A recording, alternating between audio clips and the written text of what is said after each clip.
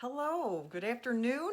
This is Danielle Burnock from danielleburnock.com. Love yourself from Survive to Thrive, that lady on the internet who loves you. And today I wanted to ask you a question that I was asked yesterday, or actually it was in a live presentation that I was watching in a group that I'm a part of called Trauma Thrivers. And there were four ladies who are all different kinds of clinicians, as they say in the UK, or psychologists or counselors and things of that nature. And they were talking about the movie that Gabor Mate has created called The Wisdom of Trauma. And it was fascinating. I enjoyed their presentation so much. It gave me a lot to think about and some things that I wanted to share with you because it's so important. And the question that they had asked each other and then put to us who were watching is, when did the word trauma become a part of your vocabulary? I was like, wow, that's really an intriguing question. Because when you're a child, trauma, I don't imagine, is a part of the vocabulary of every child. And it really needs to be a vocabulary word a lot more than I ever thought before, especially after listening yesterday. Because that word trauma, I don't even know that I knew the word until I was all grown up. And I was thinking, when was it? When was it? And I think it was when I found this book in a bookstore years ago, back when I was suffering from all my side effects of trauma and the symptoms, and I was just miserable and self-loathing and just crawling over myself to try and get to freedom and get healing, and not knowing how to do that. I just had that warrior mindset in me of, I'm going to get free from this. I got to figure out what it is. And I got a lot of books. Just like Sherry, who I had interviewed recently, that was the first thing she did to try and get healed also, was books. Books are great resources. Like, see, I have my bookcase here. I have bookcase here. I have other bookcases in my office, and I have my books that I've written. And then there was this one that when I was in the store, and I remember reading that subtitle of The Pain That Stays. And I didn't really know what trauma was. And I got this book and I read it, and it was helpful. It was as helpful as it could be at the time. But I wanted to bring that up and ask you, of when did trauma, the word, become a part of your vocabulary? Or are you still avoiding that word now? And then I wanted to bring up something else that they had mentioned, which is another way of looking at trauma, because people recoil from that word trauma because it's got those stigmas attached to it, as if there's something wrong with you, you're making it up, you're overreacting, or all kinds of different things that are attached to that word that make people recoil, and even fear, because sometimes, you know, your trauma is so severe, you need a counselor, you need help, and it takes a really long time. One of the things they said in the presentation yesterday was how long in the process of it is a really long process, which was so validating to me, because that was one of the things I attacked myself for, was how long it took me to heal. And that's in my books. Both of my Emerging with Wings and Because You Matter, I touch on that, of how I was so frustrated with myself because I expected too much of myself, which is actually another trauma response, like I mentioned the other day, of another trauma response. But I was too hard on myself, which people told me all the time, but I didn't understand.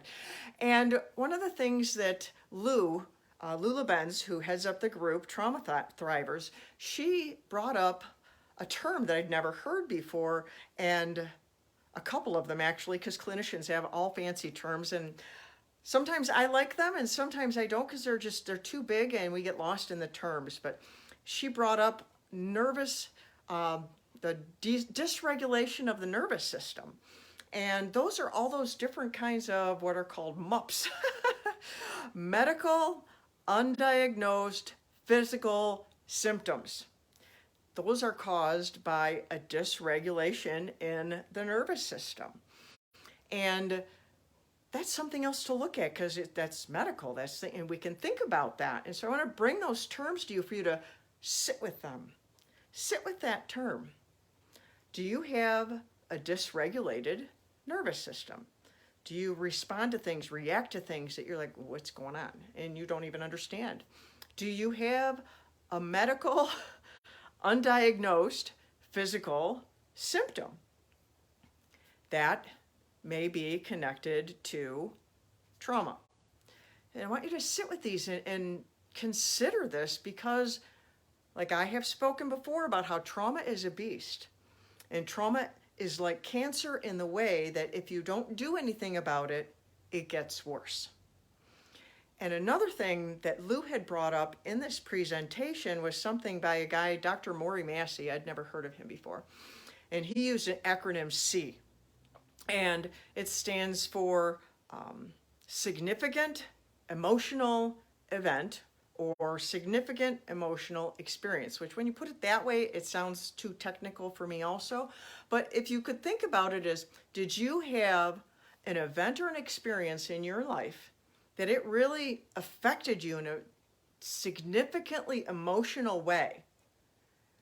And you're thinking about it right now while I'm saying that. Well, if that's still there, do you feel that in your body when I said that? If you feel that in your body when I say that, if you had if you had a significantly emotional thing that happened, an experience, an event, and it was significantly emotional to you, and you're thinking about it right now and you're feeling it in your body, then you may have trapped emotions in your body, and those are what initiates dis-ease.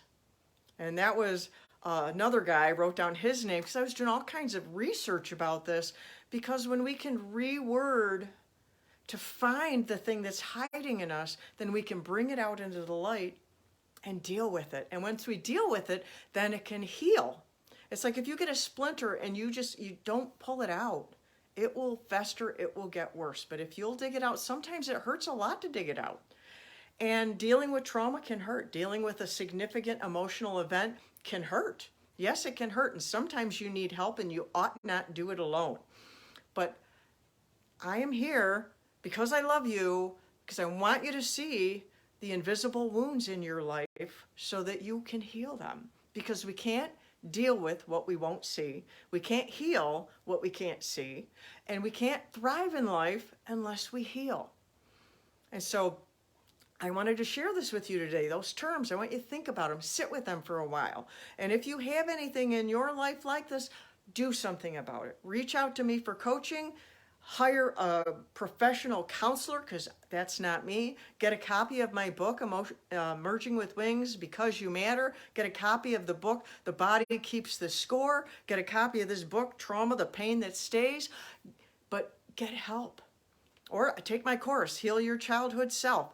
There are thousands of ways that you can deal with this, and you can go from surviving to thriving. You can have a good life if you will do the work.